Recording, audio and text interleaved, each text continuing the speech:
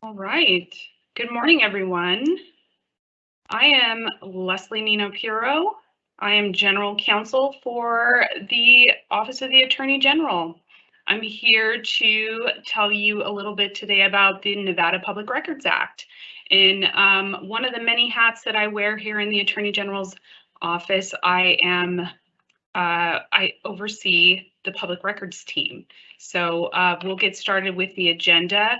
Today we'll do an overview of the NPRA, and we'll talk a little bit about the leading cases that we use when reviewing public records requests and the administrative procedures that we consider to be best practices in public records requests, and a little bit about actual costs. I know this has been somewhat disputed in different agencies about what can actually be charged.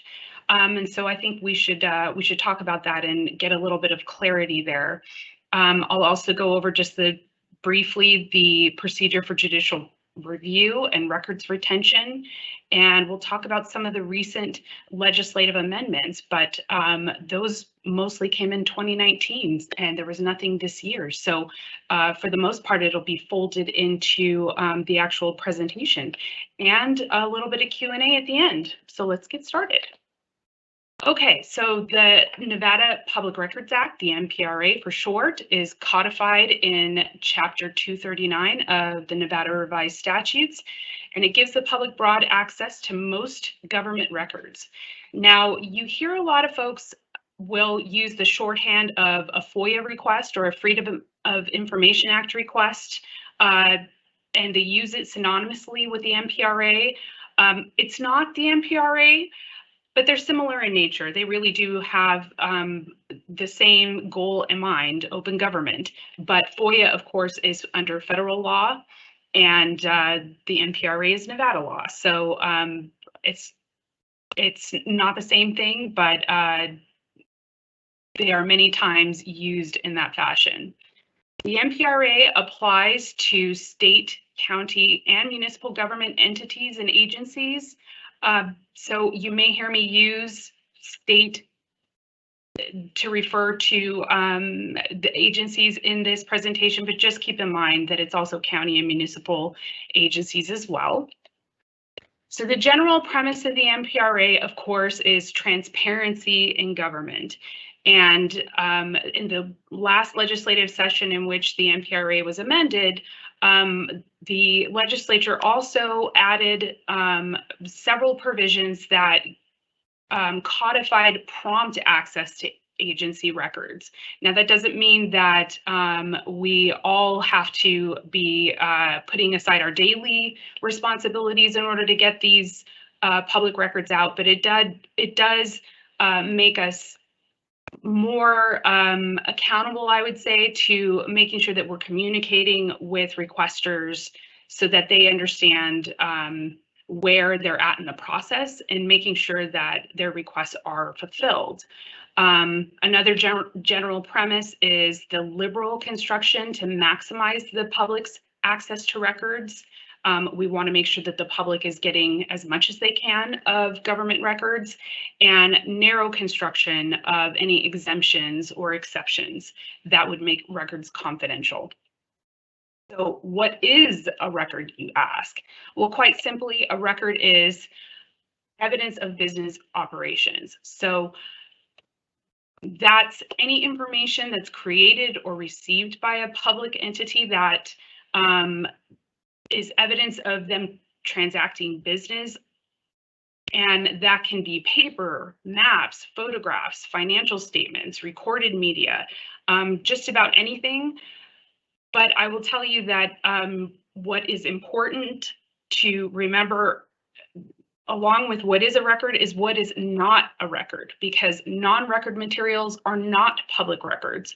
And that's a lot of stuff that we deal with every day that are not subject to public records requests. So informal notes, reference materials, things that are published, those aren't going to be subject to public records requests because they're already out there. If you have additional copies of things, those are not public records. Non-record materials can and should be destroyed when they're no longer administratively needed. And so I can tell you that when we do a search for when a request comes in, and the public records team has to go through every single, like an IT search that goes through emails, the more records that are come up in that search, the longer it takes us to go through that. So if there's things that, these are just keyword searches. So if there's non-record materials that come up in that search, the public records team will be very grateful if you are regularly destroying or purging your non-record materials. So if there's a question about whether or not something is a record, there is a handy dandy decision tree that I've included here for you in your materials. And it looks at, very first question, did you create it? Did you receive it? Is it a copy? Is it, something from inside your agency? It just helps you to decide whether or not this is something that is an actual record or not. And there's some links there for you to more guidance on this issue from the manual for executive branch agencies that was created by some of the talented and smart DAGs in our office. And there's also a link to the Nevada State Library archives with more information on public records. What records are subject to public records requests? Well, according to the MPRA, all agency records are public records unless they're declared confidential. So the MPRA assumes that an agency record is public unless there's a specific confidentiality restriction that applies. And I was going to mention this earlier, but the materials have citations everywhere, but I took some of the citations out just to kind of clean them up a little bit and minimize the word salad on the screen, but they're in your materials. So how are public record requests submitted to agencies, including the Attorney General's office? So the MPRA allows for both written and verbal requests for public records. So agencies are required to provide a form for requesting public records, but you also have to have an alternative method for disabled individuals to submit a request. So the form should be available on the agency's website. And I know COVID has shut down most offices, but their form should also be available for in-person. So here is an example of a procedure for an agency to handle their public records requests. And we highly recommend that, and in fact, the statutes require that each agency have a procedure in place for handling public records requests. So this is just a standard operating procedure. Every public records request should be logged as it comes in. And we'll get into how all of this breaks down here, but this is just a general overview. And so the requests are logged as they come in, and any related communications to that request should also be logged. Then you start to conduct your search for responsive records.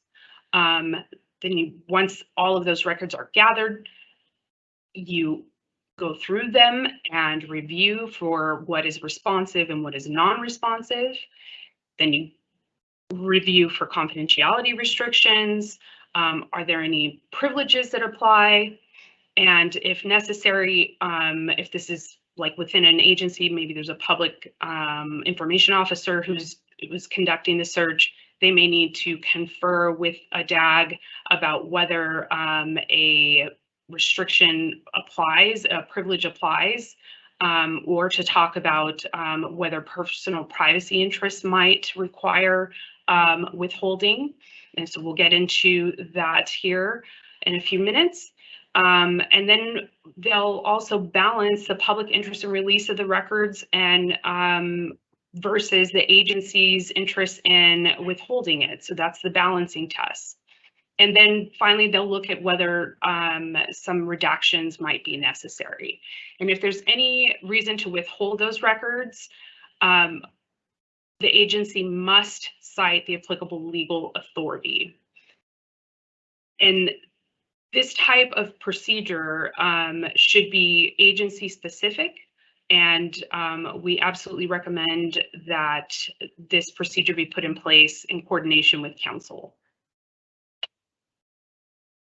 Okay, so we'll start with the statute and regulatory authority to withhold records.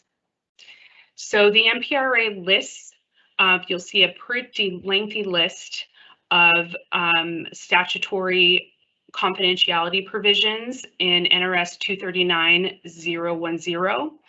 But when you are citing for confidentiality, just make sure that is just a list of different provisions under the, and there's hundreds of them that are listed there.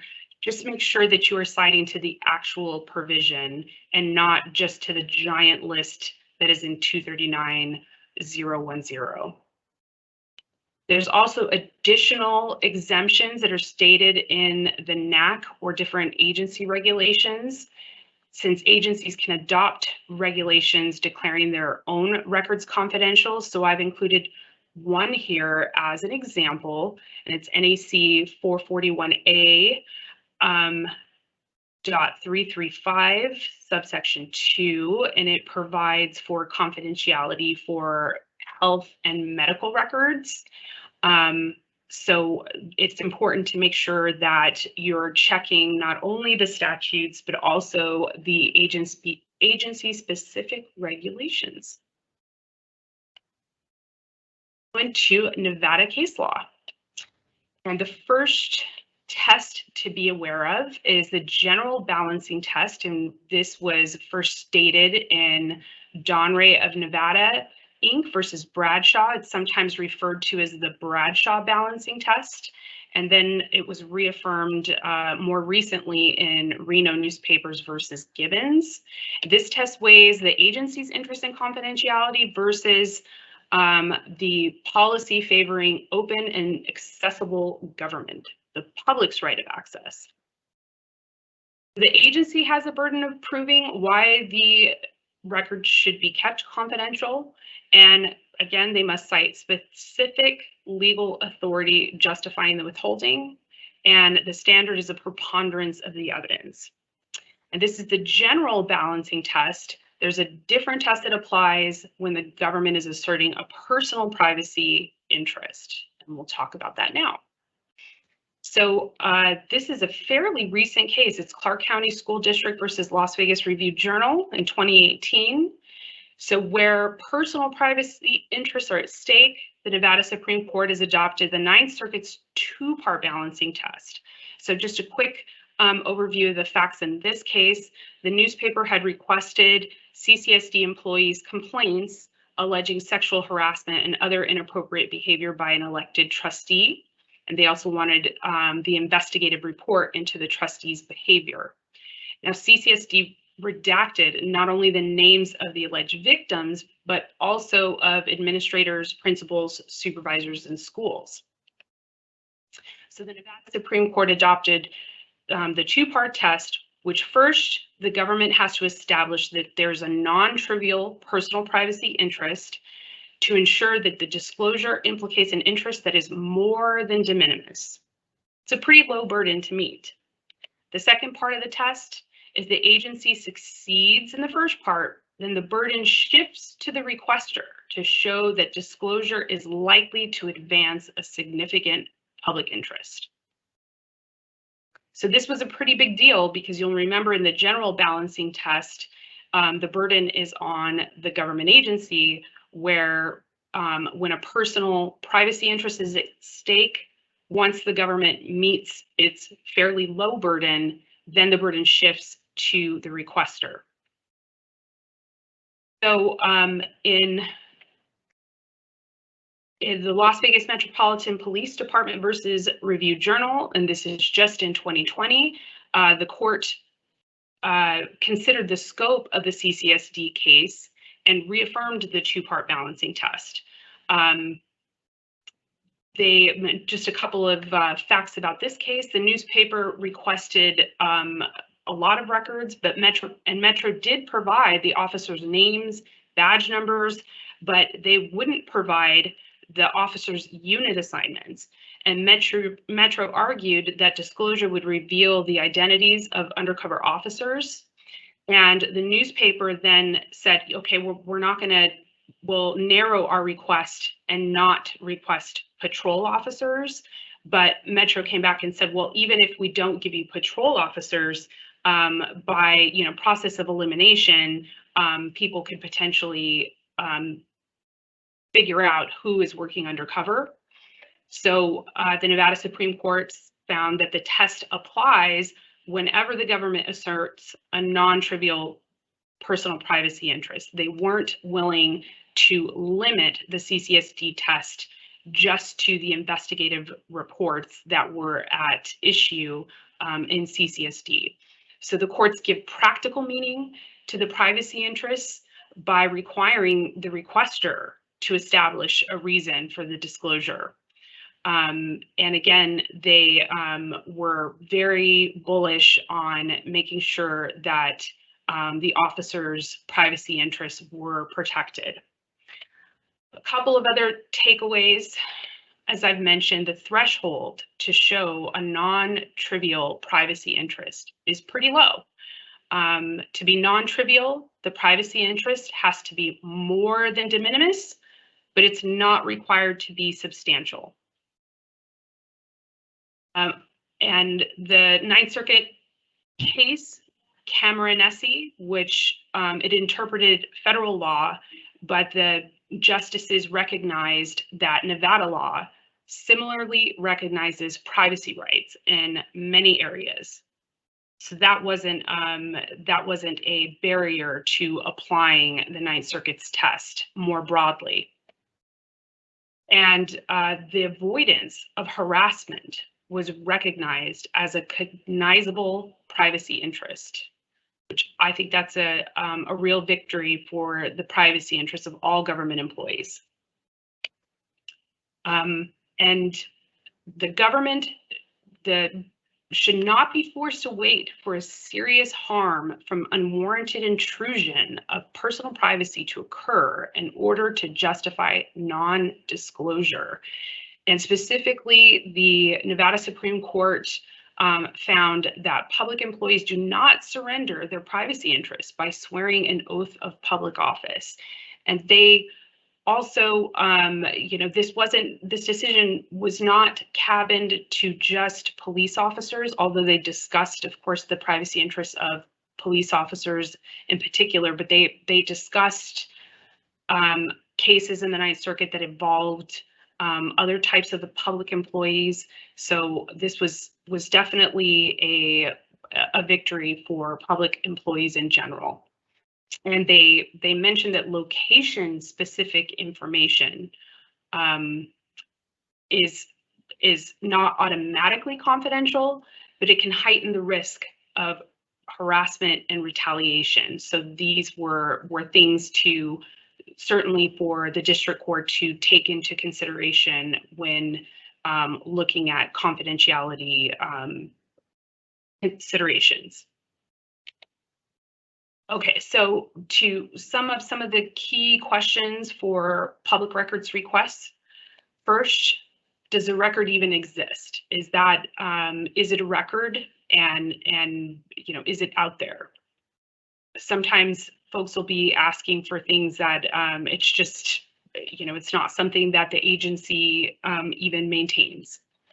Does the agency have legal custody or control over the requested records?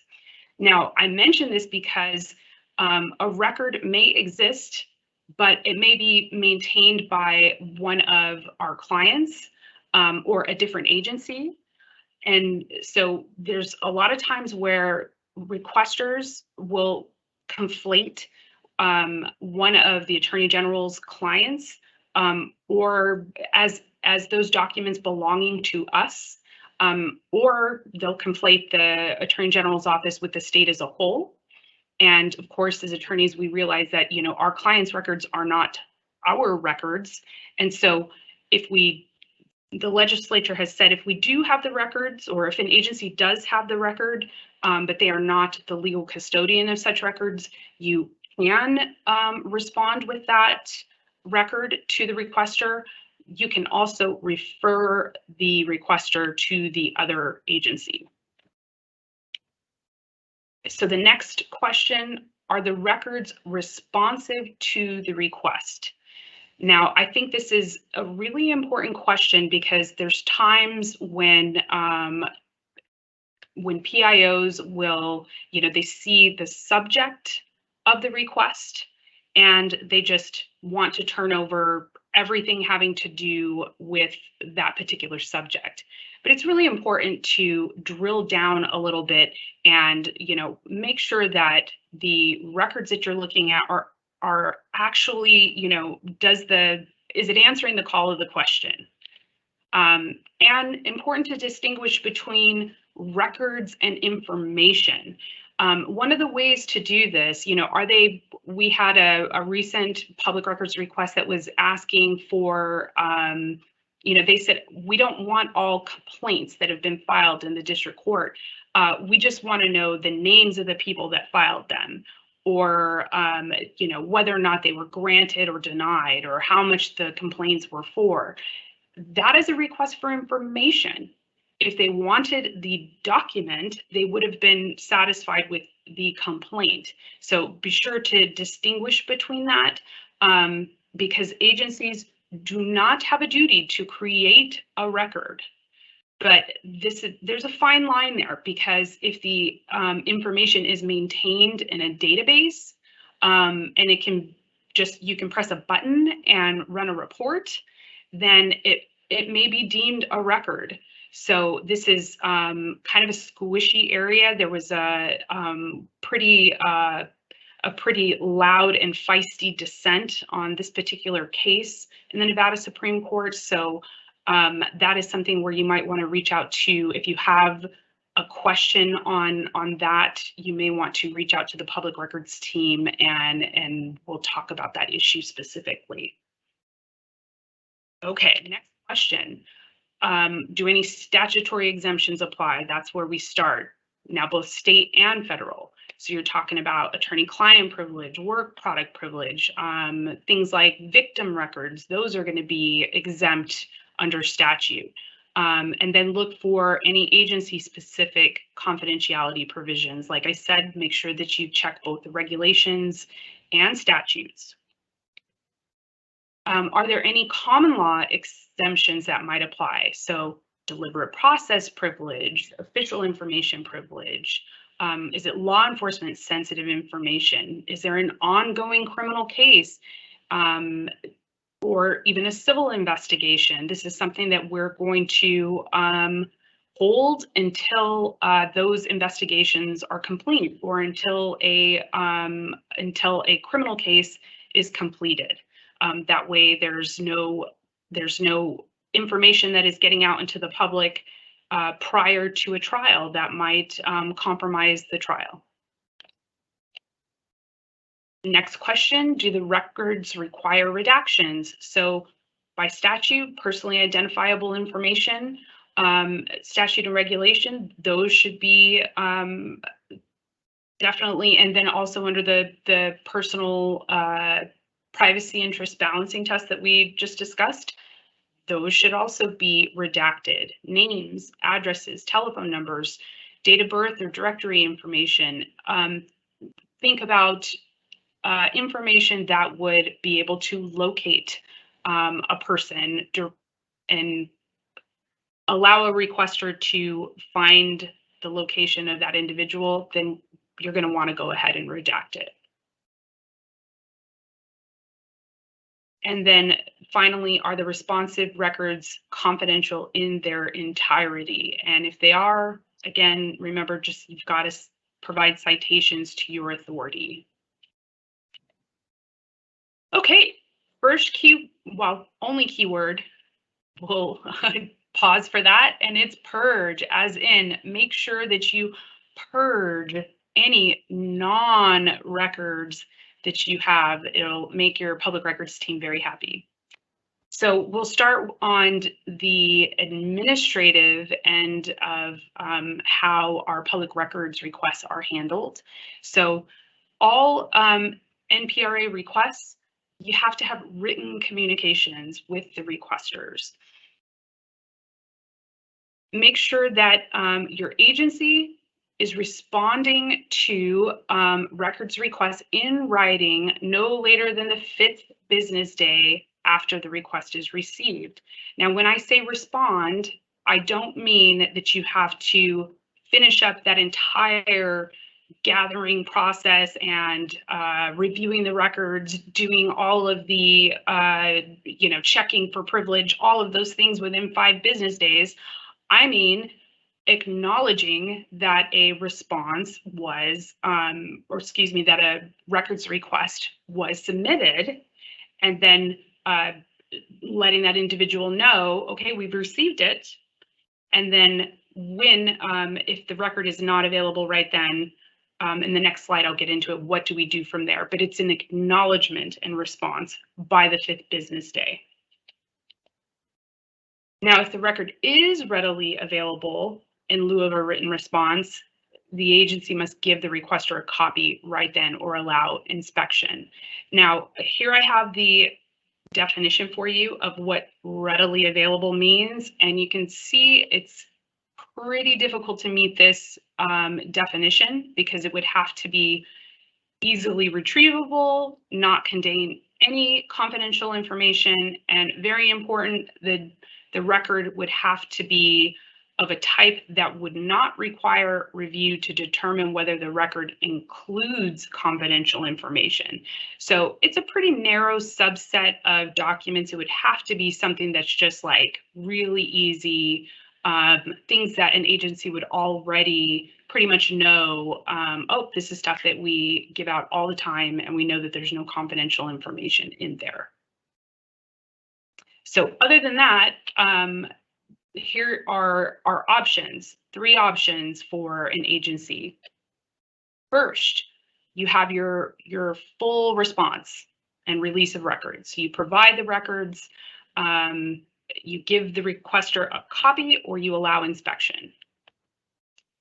Second, you let the requester know that there are no responsive records within your agency, and maybe you give them a referral.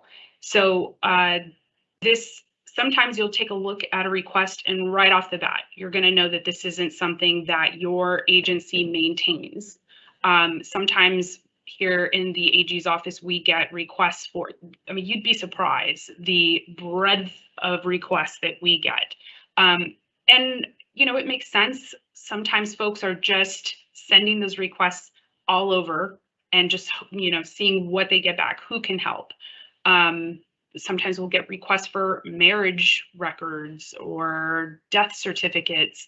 And right off the bat, the public records team knows those are not our records. So we can provide the name and the contact information for sometimes if we know where the requester is, if they're in Clark County, then maybe we can send them over to the county. Sometimes we don't know where, if we don't know where that individual that they're looking for a marriage certificate or a death certificate was, then we can't provide a name of a government entity, or we can just tell them less is more in some of these responses because you don't want to give them incorrect information.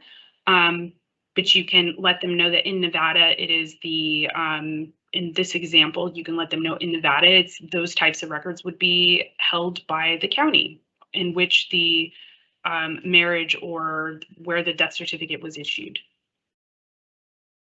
Okay, so this is what happens frequently with larger requests. You'll send an acknowledgement and an estimated response. So if you can't make those records available within 5 days, then you provide an estimated date when the records will be available. and this is probably the biggest change from the 2019 session.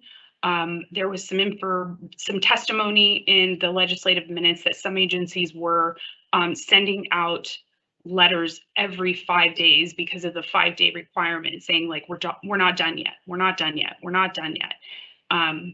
That was apparently, I just can't even imagine what a burden that would have been on the agency. So this is a great change, but also the legislature wanted to, again, I mentioned making prompt responses a part of the overall goal of the MPRA. So the legislature has an agency now give a specific estimated date, not just a time frame like, oh, we'll get it done for you in a couple of months. A specific estimated date, although that can be extended if needed, and the estimated date must reflect the earliest date the agency reasonably believes the record will be available. But there was specific testimony and some explanation from the legislature that they understand that many agencies are overrun with public records requests. And so this is meant to help both agencies and requesters. It's a little bit of a balance there, that realizing that some of these very large requests are going to take a while. Sometimes things come up. A review takes a little bit longer, for different confidentiality reasons. In particular, agencies talked about how video review and redaction, sometimes 10 minutes of video could take 60 minutes of redaction. So I think this was a good balance between giving the agencies some time to providing enough flexibility that they would be able to amend and extend the time if needed. The name of the game for this here is reasonableness. You're providing the estimated earliest date, but you can also communicate with the requester and let them know that an extension is needed. But I will give a little bit of a caveat here and just say, because sometimes we will extend the date out and say, we've had to, we need additional time to complete this request, and we will get negative feedback from the requester. Well, why is this taking so long? And I would, I'd limit your responses. You're not required under the statute to give, well, so-and-so is on vacation, and, so-and-so had to, had COVID and this and that. You're not required. That is not what the statute requires. The statute requires that we communicate with the requesters, let them know that it's going to take additional time. And as long as you are, that's a one-way communication. You're not required to give more detail and to continue to justify why you needed the additional time. Okay, so the next, we'll go over requests for clarification. So requests for public records need to be identifiable, and they have to also be, they can't be overbroad. So they have to be reasonable requests. We have to be able to, by just reading the plain language of your requests, we have to know what records it is that you want. And the request can't be overbroad. And so especially for litigators out there, you'll know immediately what I mean when I say these are sometimes like, attorneys try to be cheeky with their, just like with their discovery requests, and you look at some of these public records requests and you're like, what is it that you actually want? And so it can be difficult sometimes to really drill down what it is that they want. And in that instance, so for example, if you have a public records request that is seeking all records discussing an issue or all records that refer or relate to an issue, those are overbroad. especially if they are going back for 10 or 20 years, those are just absolutely overbroad. So if a request is overbroad and it's unreasonable, the agency is obligated, in fact, to send out a request for clarification, ask for a narrowed time frame. The agency cannot just deny the request on overbreadth grounds without having a good faith attempt to help the requester clarify, especially in, like, let's say an instance where it appears that we may be a custodian for those records, we may not. It's just, it's not exactly clear from their request what they're seeking. We need to try to narrow it down a little bit. And the language from the statute says the agency must make a reasonable effort to assist the requester. So we try to focus the request to maximize the likelihood that the requester will receive a copy of the record as expeditiously as possible. There's that promptness language that the legislature added in. For reasonable time frames, it's a good idea, we'll talk about this a little bit more later, to refer to the agency's records retention schedule. It's not a hard and fast rule that you will tell a requester, well, you can only request records within this time frame for reasons we'll talk about. This is another reason why it's good to stick to your records retention schedule. But that's kind of a general a rule of thumb when you're thinking about reasonable timeframes. Okay, so we've gone over the statutory and regulatory authority justifying confidentiality, the common law privileges, and the balancing tests. Now, these all could be reasons that you include when you're denying a request or withholding records. And you just have to make sure that you include citations to any of these with your response to a requester that is explaining that for confidentiality reasons that records are withheld. And I caution you as far as especially as far as like the balancing test or the personal privacy interests are concerned, that complete non-disclosure is not appropriate if there's redactions would be able to address relevant privacy concerns. Okay, so I've just mentioned this to you, so make sure that you have those specific citations if you're going to deny or withhold records. And also keep in mind the agency is not required to produce a log or an index of confidential records until the requester files a lawsuit. After that, then the MPRA generally entitles the requester to a log unless the agency can demonstrate that the requester has the information to meaningfully contest the claim.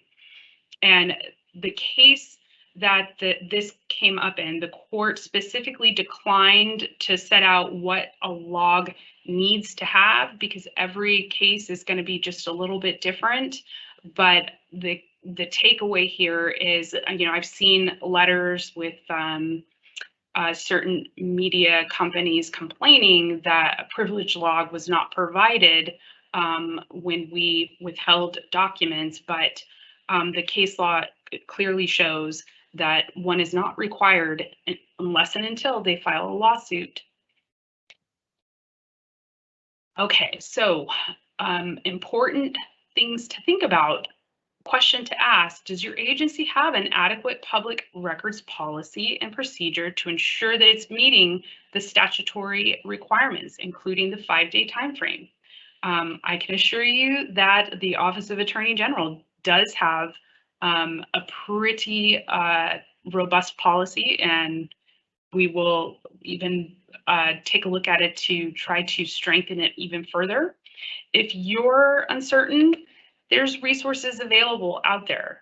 The first and foremost, the Manual for Executive Branch Agencies, that has some pretty comprehensive guidance on public records, and it also includes sample forms and response letters, and they are pretty almost verbatim to what we use in this office, with just slight tweaks here and there.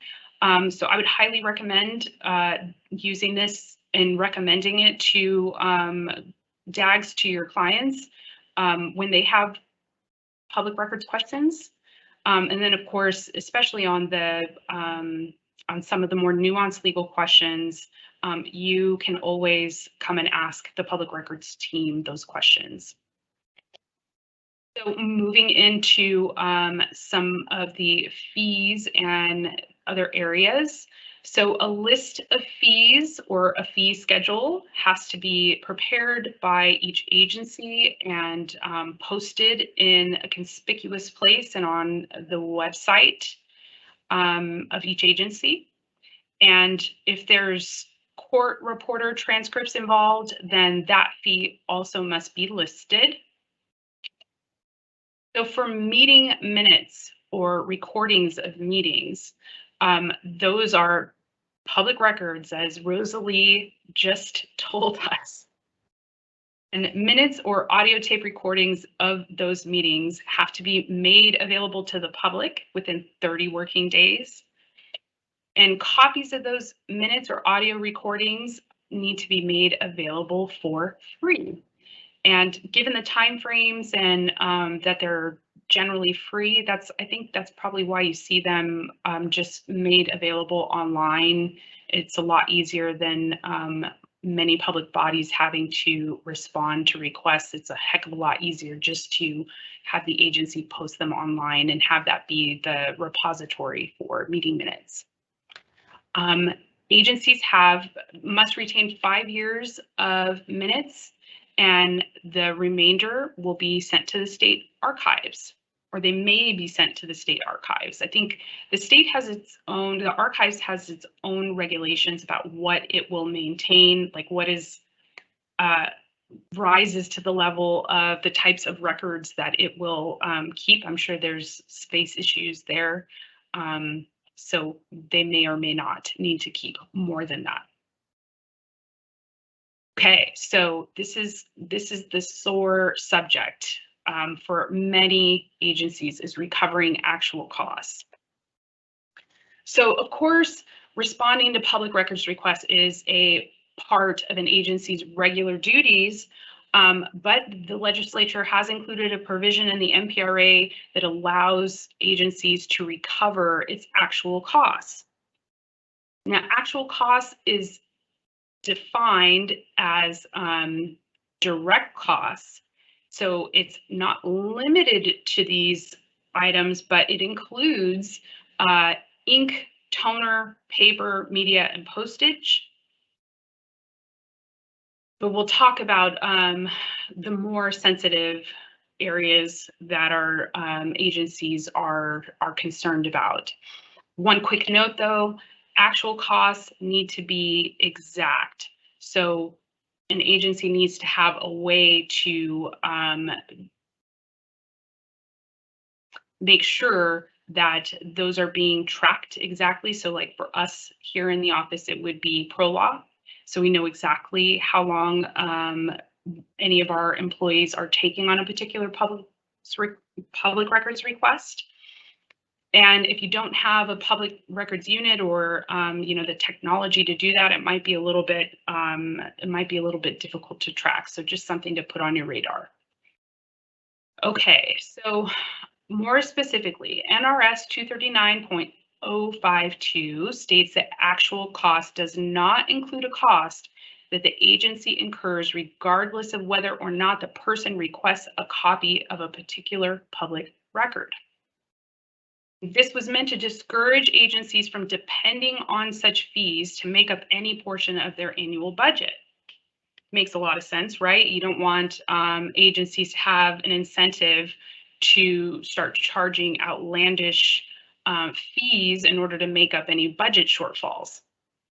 But legislators heard a lot of testimony from agencies about how burdensome some of these public records requests can be. Some of these requests from organizations can be special interest organizations, can be tens of thousands of documents. So they were very, very taxing on agencies. So the legislature expressly recognized and chose not to exclude overhead, personnel, and labor costs from the definition of actual costs. Now, I'm getting this directly from the legislative minutes of the 2019 session. So I know there's been a lot of back and forth amongst different agencies and folks how they interpreted the provision talking about costs cannot include things that are already costs that we incur regardless of whether or not a person requests a copy of a particular record. But the legislators were very clear that sometimes labor, overhead, personnel, sometimes those types of costs will be appropriate where requests are incredibly onerous or incredibly large. There was testimony that employees were working weekends to respond, or that, like I said, tens of thousands of documents were requested, that an agency was forced to invest in another printer to copy a 10,000 page request. So, like I said, the legislature heard this testimony, knew that this was an issue for agencies, and decided to leave that definition out of the exclusion so that if needed, agencies could charge for labor. And the reason they did that, to help recoup costs for broad requests that disproportionately utilize agency resources, so that the costs are not borne by the taxpayers and they are made the requester's responsibility. I think that's a really important point to make sure that the agencies take into consideration along with everything else.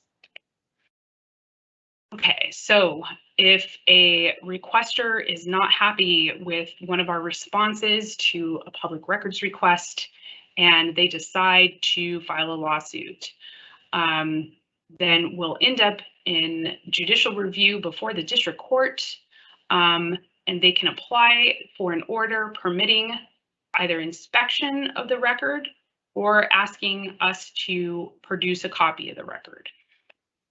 And so the point I want to make here with this is that communication with the requester and internal documentation are going to be the keys to surviving judicial review.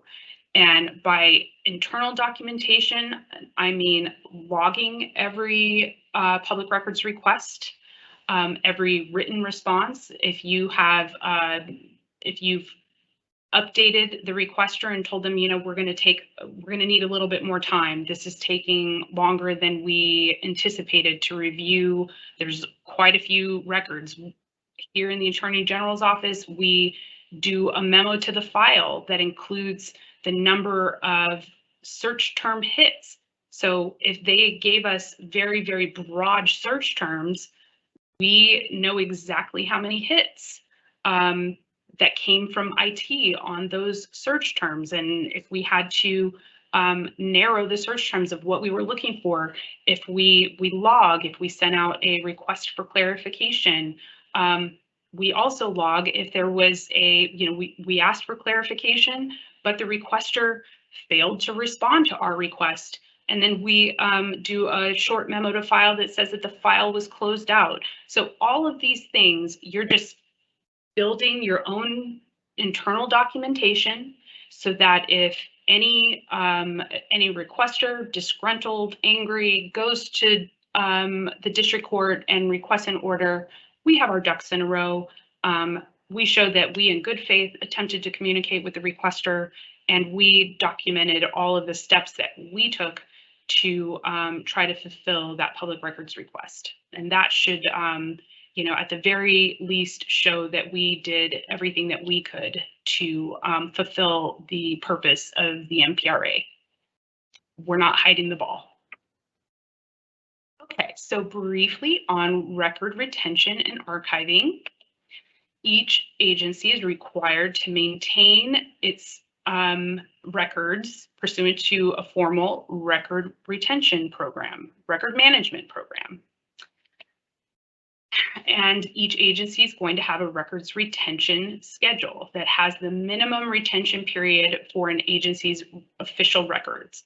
Now, there is a retention schedule for the state overall, and then there is the agency retention schedule that will have items specific to the agency. So like the Attorney General's office has one that specifically addresses extradition documents or our case files. These are specific to litigation documents. So the state as a whole would not need those to be on a retention schedule, but the Attorney General's office does need that. So our retention schedule is shorter. If memory serves, the state's retention schedule is about 30-something pages long, and ours is much shorter, but it is specific to our office. Well, here's the key takeaway. At the appropriate time, according to the records retention schedule, you need to, an agency should be securely destroying or sending their records to the state library and archives. And I say this again because you'll make your public records team very happy for not having to search through records that are past the retention schedule. And you'll also make your IT team happy because then we won't have space issues, or we'll have fewer space issues. And the Nevada State Library, Archive, and Public Records offers training for agencies on records retention and what they call disposition, which is the fancy, I think it's a little confusing term for purging records.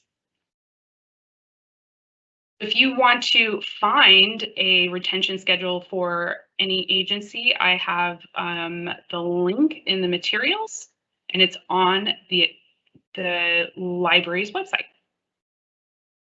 Okay, so legislative amendments as we're sliding into home here. In 2019, there were some really major amendments to the MPRA, starting with civil penalties. I'm not aware of any agency being subjected to the civil penalties provisions so far. So that's, that's a good thing for government agencies, but they have been codified. They are now in the statute and they are progressive. As I've mentioned a couple of times, there was language added to the MPRA focusing on timely access to records. Say the word prompt, telling us that we need to have an estimated response date for the earliest date the records will be available. Want records to be made available as expeditiously as possible. So just making sure that agencies understand that prompt access is important. Okay. Reasonable efforts to assist requesters. This is making sure that agencies have those good faith efforts to narrow their requests, or sometimes members of the public just aren't quite sure how to word their requests. So agencies have a responsibility to help a requester. So a new one, a sign of changing times. Language was added to the MPRA that if a requester asks for a record in an electronic format and an electronic means, so for example, a PDF document to be sent to them by email, we can do that and must do that according to the statute, but there are a couple of exceptions. if the record was not created or prepared in an electronic format, or if it would require us to, the agency to give access to proprietary software. Of course, we're not going to be able to do that.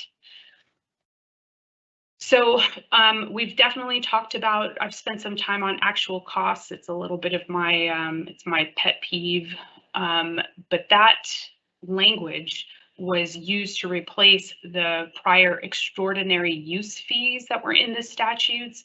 I know some folks have, they mentioned in their testimony that they wanted to keep the extraordinary use fee, but I think the actual cost provision is actually even more helpful, because there was confusion around what is extraordinary use and what isn't, and there was frustration amongst different media outlets that different agencies, maybe they had a different measuring stick for what was extraordinary and what wasn't. So hey, actual costs, that's, you have an actual yardstick for what that means. And yay, there were no amendments that passed to the MPRA in 2021. I think that's helpful because folks are still seem to have some questions about the 2019. It was a pretty major overhaul of the MPRA. So that's it. Okay, so again, the keyword is purge, P-U-R-G-E, and I'm open for some questions. All right, let's see, we have questions. So let's start. Well, I guess the first one is maybe a little bit of a comment. The individual wrote that they had an issue come up once where it's important to note that regarding the 5-day clock, that the clock doesn't start until the request is received by the actual person who has, quote, legal custody or control of the record.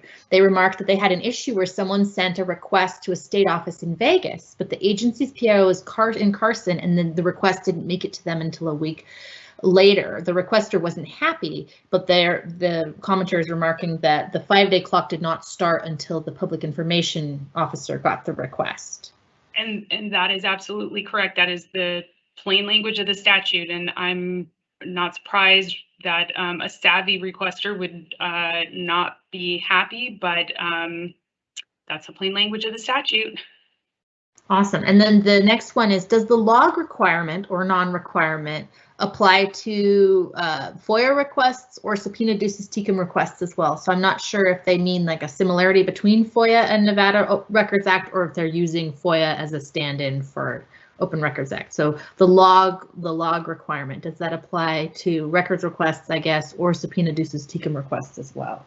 So it wouldn't require it would not apply to subpoena ducis tecum requests, although our office, just to make sure that we're not, letting anything slip through the cracks, we do keep a subpoena log, but there's nothing in statute that requires us to. I think that's just good practice for our office. And the MPRA, I believe it does have a log requirement. And honestly, I might just be having a brain freeze at the moment. I'm not quite sure offhand if that is a statutory requirement, other than just the acknowledgement and response within 5 days. Gotcha. Well, I'll throw in that one of my clients got a record request for all record requests. They wanted to see all record requests anybody had made in the last year, and so that was kind of a fun issue. Yes, we've seen those as well, especially with, I'll tell you, with the election season coming up.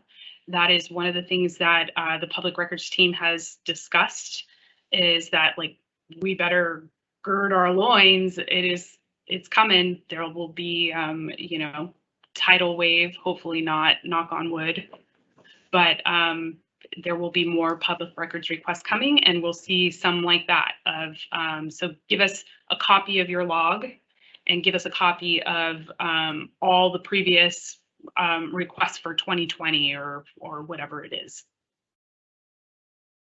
Absolutely. So the final note I'll just make, that was all of the Oh, the commenter said they meant the privilege log issue that you'd gone over, and so I should have marked when the question was asked. So so I guess, does the privilege log requirement apply in both situations?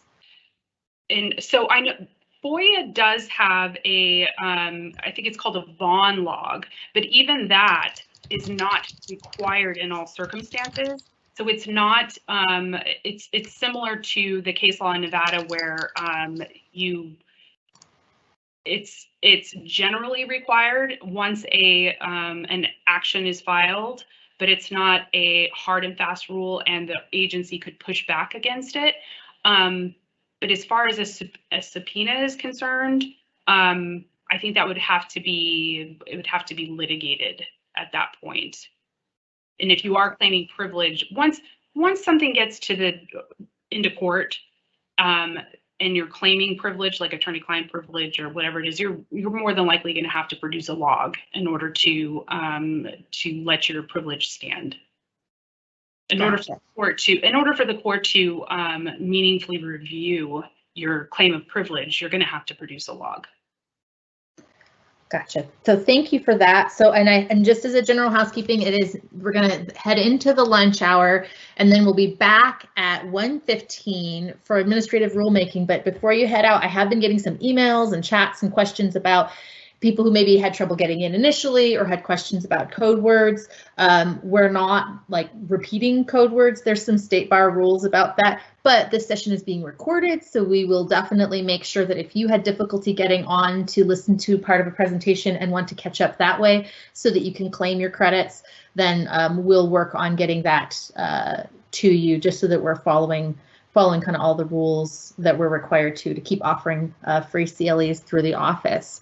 So, so thank you, everybody. So we will go on the lunch break. Leslie, this link will stay open. So that's the other thing. I guess if people want to, correct me if I'm wrong, if people wanted to exit and click back in, we'd get that log in our attendance, but we will leave this session open because we can't make a new link if we end this session. So this will stay open. There's no fun hold music, sorry. But imagine, put on your own hold music of your choice and go grab something to eat.